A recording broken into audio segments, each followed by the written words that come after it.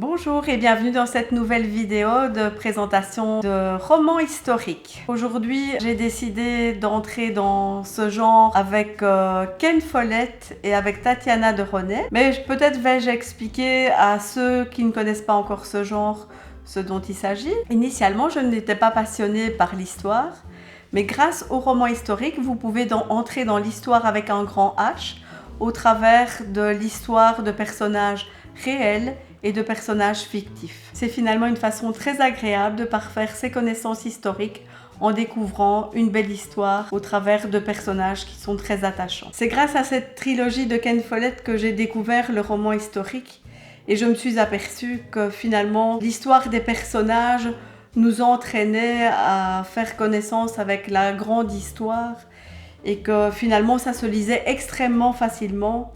Et pourtant, si vous voyez, finalement, chaque volume comporte au moins 1000 pages. Dans le premier volume, on est dans les prémices de la Première Guerre mondiale et dans la Première Guerre mondiale elle-même. Dans le deuxième volume, on est dans les prémices de la Deuxième Guerre mondiale et ses suites. Et dans le troisième volume, on se trouve dans les années 60. Il faut vraiment disposer de temps pour pouvoir lire tous ces volumes.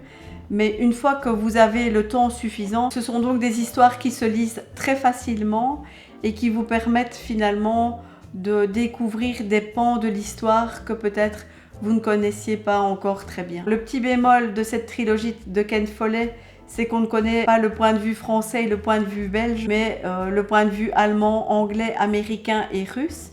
Et c'est pour ça que j'ai choisi de vous présenter en même temps un roman de Tatiana de Renée qui s'appelle « Elle s'appelait Sarah ». Alors dans ce roman de Tatiana de Renée, on explore un épisode de la Deuxième Guerre mondiale.